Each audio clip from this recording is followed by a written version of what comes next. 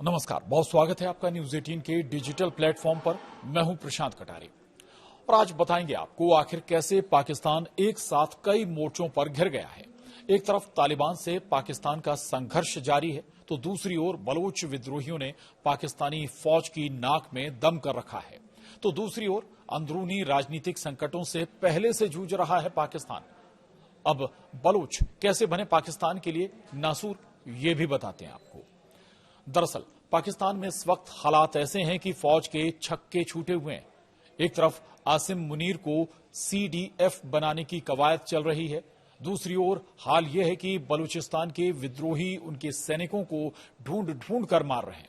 ऐसे ही हमलों में विद्रोहियों ने रेलवे ट्रैक से लेकर सेना चेकपोस्ट तक को निशाना बनाकर हमले किए।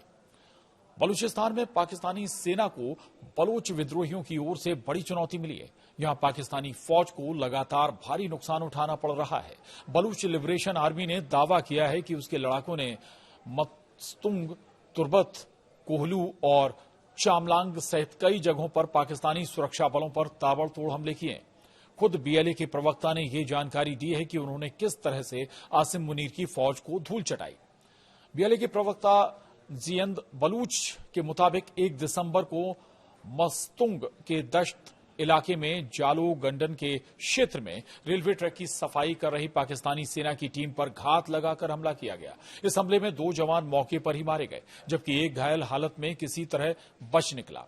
उसी दिन तुर्बत में पार्क होटल के पास सेना की एक चेकपोस्ट पर ग्रेनेड फेंककर हमला किया गया, जिसमें कई जवानों के हताहत होने और संपत्ति को भारी नुकसान पहुंचने का दावा किया गया है। वहीं BLA ने कहा है कि कोहलू के सिंघारी क्षेत्र में एक गैस कंपनी के सुरक्षा कैंप पर भी उनके लड़ाकों ने धावा बोला। वहां मौजूद निजी सुरक्षा गार्डों को पकड़ लिया गया और उनके हथियार जब्त कर लिए गए। कंपनी के स्थानीय कर्मचारियों को चेतावनी देने के बाद छोड़ा गया।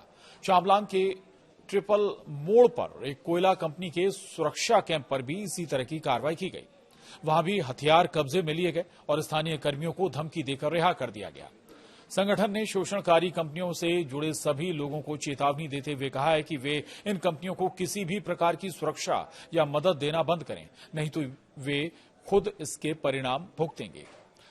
अब बलूचों के ताबड़तोड़ हमलों से त्रस्त है पाकिस्तानी फौज। आपको बता दें कि इससे पहले सोमवार को BLA ने दावा किया था कि 28 से 30 नवंबर के बीच हुए 29 हमलों में 27 पाकिस्तानी सैनिक मारे गए और 17 से ज्यादा घायल हुए। BLA ने यह भी कहा कि ग्वादर के पसनी क्षेत्र में कोस्ट गार्ड कैंप पर ग्रेनेड लॉन्चर से हमला किया गया। वहीं जिवानी इलाके में सैन्य खुफिया एजेंसी से जुड़े लोगों को रिमोट कंट्रोल IED से निशाना बनाया गया जब वे वसूली कर लौट रहे थे। विस्फोट में एजेंसी के 3 सदस्य मारे गए और 2 गंभीर रूप से घायल हो गए।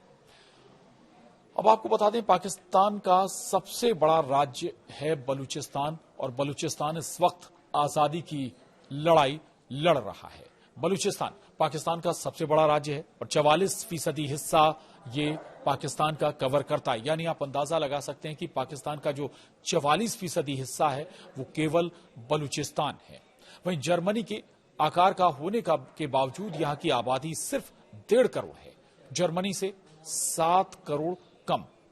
बलूचिस्तान में तेल, सोना, तांबा और अन्य खदानों से ये पूरा इलाका बेहद संपन्न है और इन संसाधनों का इस्तेमाल कर पाकिस्तान अपनी जरूरतें पूरी करता रहा है और अभी भी कर रहा है। लेकिन इसके बाद भी ये पूरा जो इलाका है वो पिछड़ा हुआ है, किसी भी तरह के विकास के कार्य यहां पर नहीं हुए हैं। दूसरी तरफ बलूचों पर लगातार दमन की कार्रवाई पाकिस्तान करता रहा है और यही वजह है कि बलूचिस्तान में पाकिस्तान के खिलाफ नफरत लगातार बढ़ती चली जा रही है।